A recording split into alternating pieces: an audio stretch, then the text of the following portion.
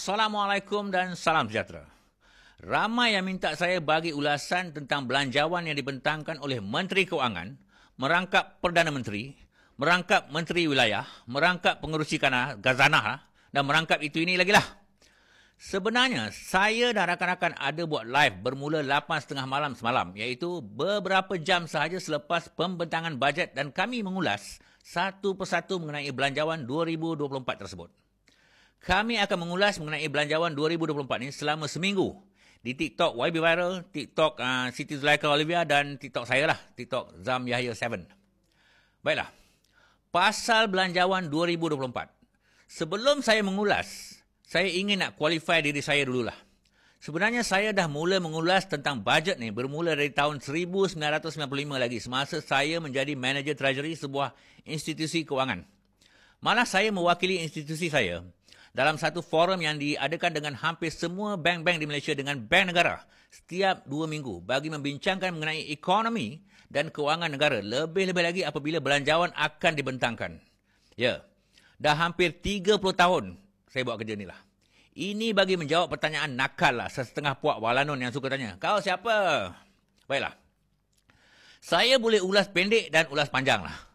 Ulasan pendek ialah berdasarkan pemerhatian saya lah kan selama 28 tahun ni. Saya berani buat kesimpulan yang bajet 2024 ni adalah bajet yang terburuk dalam sejarah. Ya, bajet yang terburuk dalam sejarah Malaysia. Beberapa hari sebelum bajet dibentangkan, saya ada buat live lah dan menjangkakan, saya dah cakap lah ya, kerajaan yang tak ada imigrasi ni akan buat 2 di antara 3 perkara ni, iaitu memperkenalkan cukai baru, mengurangkan subsidi dan mengurangkan perbelanjaan untuk pembangunan. Rupa-rupanya mereka buat 4 perkara, iaitu bukan saja memperkenalkan cukai baru, malah menaikkan kadar cukai SST yang sedia ada daripada 6% kepada 8%. Mengurangkan bermacam-macam subsidi dan mengurangkan belanja untuk pembangunan sebanyak 9 bilion daripada 99 bilion kepada 90 bilion. Lebih kurang 10% lah dia kurangkan. Kesimpulannya, bajet 2024 ni bukan sahaja tidak menggalakkan perkembangan ekonomi, malah akan meningkatkan lagi kos sara hidup rakyat keseluruhannya. Pertama, apabila kadar SST dinaikkan kepada 8%, ia sudah tentulah akan meningkatkan harga barang. Menteri Keuangan kata, kenaikan 8% itu hanya melibatkan barangan tertentu atau mengecualikan barangan tertentu lah. Kita semua tahulah, apabila harga satu barang tu naik, maka selalunya ia akan meningkatkan harga barang yang lain. Itu tak payah saya jelaskan lah. Sebab saya rasa tuan-tuan dan perempuan pun dah boleh fikir sendiri. Dan sebab harga barang ni kebanyakannya berkait rapat dengan harga barang-barang lain antara satu sama lain. Kedua, apabila subsidi ditarik balik, misalnya ke atas diesel lah contohnya, maka kos pengangkutan untuk barang-barang keperluan akan meningkat. Maka harga barang-barang keperluan, terutamanya barang makanan, akan meningkat.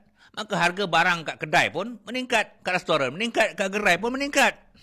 Ketiga, apabila peruntukan untuk pembangunan dikurangkan sebanyak 10% atau pengurangan sebanyak 9 bilion ringgit atau lebih jelas lagi sebanyak 9,000 juta ringgit, maka sudah tentulah ekonomi akan menguncup. Banyak kontraktor-kontraktor projek yang dah siap projek lama, tak ada projek baru dan akan terpaksa mengurangkan jumlah pekerja. Perniagaan-perniagaan lain yang bergantung kepada kontraktor-kontraktor ini juga akan terjejas. Dari perspektif pelabur asing pula, Bila dia orang tengok kerajaan tak yakin nak berbelanja untuk pembangunan, terutama sekali untuk menaik taraf infrastruktur, rasa-rasanya mereka akan ada keyakinan nak masuk melabur ke sini ke? Anda pun tahu jawapannya kan? Ramai yang cakap, kau ni cakap pandai, ada penyelesaian tak? Sudah tentu ada. Kita tak perlu nak ikut acuan ekonomi mazhab IMF, tapi tak tahulah kenapa kerajaan Madanon ni macam terikat nak ikut telunjuk IMF. Contohnya, paling penting ialah mengurangkan subsidi. Walhal kebanyakan negara yang ikut telunjuk IMF ni lingkup. Saya akan ulas dalam video seterusnya tentang negara-negara yang ikut acuan IMF ni. Agaknya Anwar ni dah termakan budi pihak Amerika ke yang menguasai IMF kot. Bukan rahsia lagi yang NED atau National Endowment for Democracy telah membiayai parti-parti komponen PH sejak 15 tahun dulu. Jadi sekarang ni payback time lah ya. Kalau setakat dapat kerajaan yang nak meningkatkan pendapatan negara dengan menarik subsidi, mengurangkan perbelanjaan dan menaikkan cukai, budak lepasan SPM yang boleh buat lah, betul tak? You cuma perlu spreadsheet saja.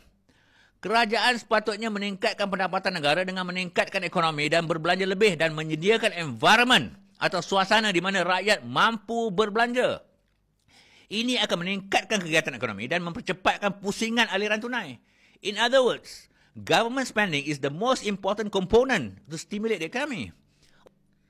Oh ya, hampir hari-hari Anwar kelepang-kelepang duk cerita pasal hutang negara lebih daripada 1 trilion dan nak kurangkan hutang. Hello, bajet 400 bilion atau 393.8 bilion dan unjuran pendapatan yang saya tengok dekat website MOF hanya 62% atau 248 bilion, sementara hasil bukan cukai adalah 16.2% atau 62.8 bilion. Artinya, unjuran pendapatan kerajaan hanyalah 306.8 bilion. Artinya, kalau kita nak compare dengan bajet dekat-dekat 400 bilion tu, artinya kerajaan tak cukup lagi 87 bilion nak tampung bajet ni. Dari mana nak cekau 87 bilion lagi kalau kerajaan tak pinjam? Kalau tak jual aset, kalau tak sakau daripada Petronas. Ayo. Okey. Pendapatan dari pengurangan subsidi pula hanya 2 bilion untuk diagihkan kepada 4 juta isi rumah. Itu dalam lebih kurang RM30 lebih sikit lah sebulan. Berbanding dengan kenaikan kos sara hidup yang akan jadi jauh lebih tinggi dari itu disebabkan bajet ni. Kenapa tak perkenalkan semula cukai GST? Macam Singapura, macam Thailand VAT tu yang lebih progresif dan kalis ketirisan yang digunakan oleh lebih 160 negara dalam dunia. Sebab malu nak mengaku kesilapan yang dah dibuat oleh kerajaan 22 bulan ke? Ayo, akhir kata, untuk VTT kali ni, saya berpendapat akan yang bajet 2024 ni disediakan oleh amatur dan diluluskan oleh amatur yang tak ada imajinasi. Yang tukang cek pun tak ada imajinasi.